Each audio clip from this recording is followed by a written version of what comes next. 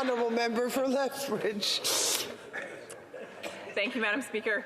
And I want to thank my honourable colleague for his passionate speech and, of course, his common sense approach to the issue. I was born and raised in southern Alberta. I was born and raised on a small farm. Two hardworking, common sense, conservative parents. I was the middle of 5 children. My dad is a tradesman. He works hard with his hands. He helps build homes, unlike this government. He worked long hours. Most days he was up before the sun was, and he came home after the sun was already gone. My mom was a horse enthusiast. She also was an entrepreneur and had a few side hustles. She also worked long hours, and she loved her family, and she loved to be involved in the community. So from a young age, it was modeled for me that we have to make a positive difference, that we have an opportunity to contribute in a positive way to the world around us. I can remember weekends being spent either going to the soup kitchen and supporting those who didn't have access to a meal, or helping to clean garbage from ditches in order to clean our community, or supporting a neighbor by painting fences or helping to build various entities on their property. My family raised me to know that it was good to give back, that it was good to make a difference, that it was good to be invested in one's community. Things weren't always easy in our home growing up. My parents, I can recall them having numerous conversations around finances and making ends meet. I remember them talking about whether or not they would be able to afford the entire mortgage payment some months. I remember them talking about the types of groceries that we would have to choose between, and those being hard choices. I remember them talking about whether or not they had enough money to be able to send us with a little extra cash for a hot lunch at school. There was tension, there was instability, and there was definitely hardship. Sorry to interrupt the honourable member. Can we keep it down, please, so we can actually listen to what our colleague is saying? Thank you. The honourable member for Lethbridge. When I speak to the people of Lethbridge, the area that I represent, they express many of these same challenges that I saw in my household as a child. But there's one significant difference, and that is how prolonged it is and how severe it is. It is worse than it has been in this country for at least 50 years. Canadians are struggling, and we cannot argue that point. To do so would make one look silly, which is what this government unfortunately is trying to do. After 8 years of this Prime Minister, Canada is broken. And it's the workers, it's the seniors, and it's those who live with a disability that are the most hard hit. There are lineups at food banks longer than they've ever been before. There are more mortgage defaults than we've seen in a very long time. Seniors are faced with having to choose between affording their medication or paying for food on the table. Moms are watering down baby formula in order to stretch it a little further, and students are renting literal closets. This is the state of our nation right now under this government. Canadians are literally losing control of their lives, and they are desperate for hope. And at the center of this problem is this Liberal government. And at the center of this Liberal government is a Prime Minister who is incredibly out of touch and concerned only with himself. He is someone who has not worked a real job in his life.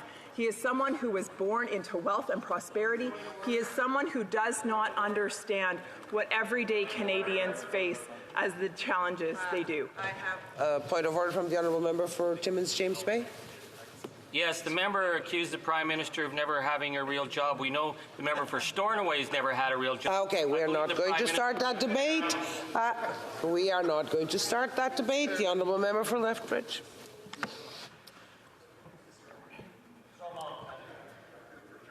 The Prime Minister insists on doubling down on his damaging policies, and of course the carbon tax is central to those. You see, the carbon tax drives up the cost of everything from gas to home heating to household goods. Everything is more expensive. Not to mention the fact that it actually affects low-income households disproportionately because they spend a larger percentage of their income on energy, on food, and on transportation. And so this Prime Minister is not at all for lower or middle-class Canadians, but rather for himself and those in the upper echelons. That is who this Prime Minister is. But now it gets worse Because on April 1st, he intends to play a very cruel joke on Canadians, and that is he will increase the carbon tax by another 23%. 23% is what it will go up by in just a matter of a couple of weeks. Canadians will be hard hit once again when they are already down.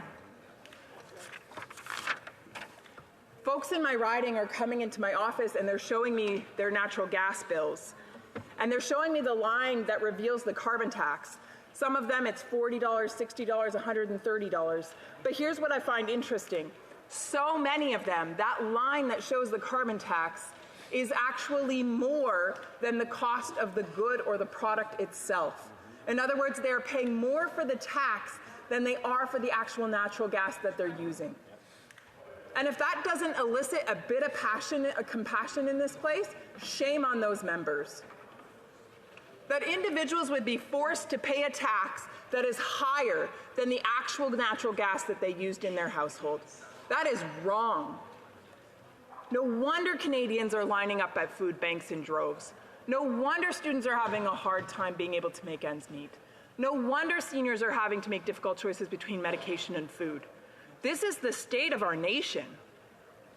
Farmers in my region who produce food for this country, and I dare say the world, are paying carbon tax bills upwards of $62,000 or $100,000. That cost then gets transferred on to transportation and then to the grocery store and then ultimately onto the backs of Canadians who buy that food.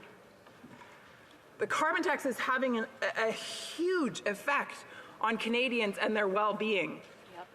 And the Liberals claim that it's about saving the planet, but they actually haven't met a single climate target that has been set. In fact, when you look at the performance index, they've fallen to 62, number 62 in performance.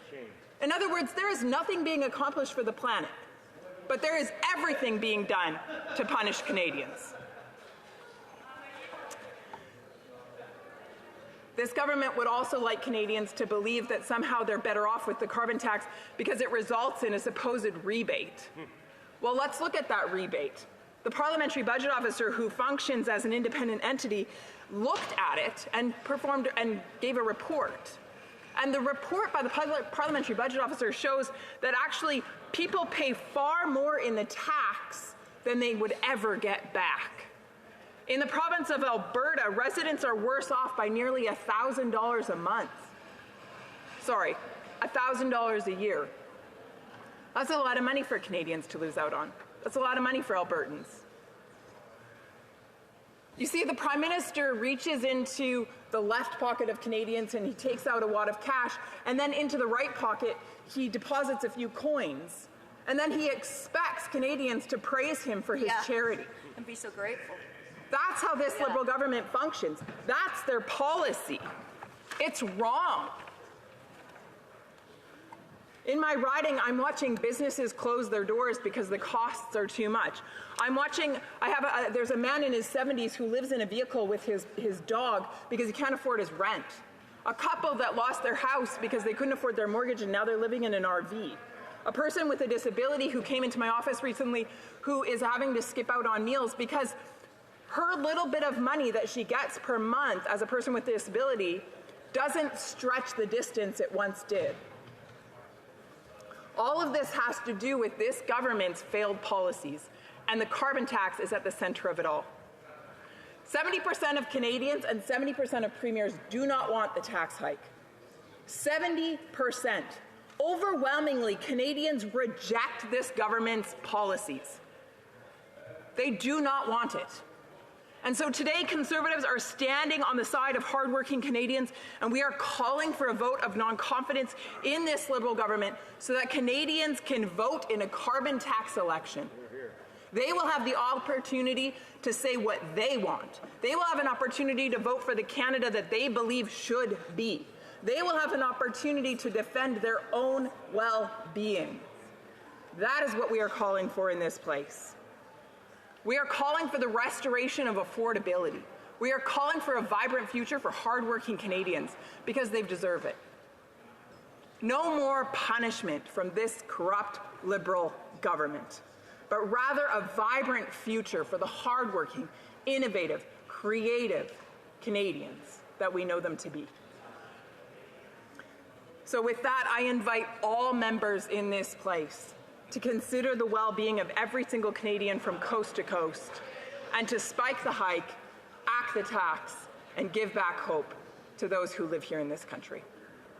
Hear, hear.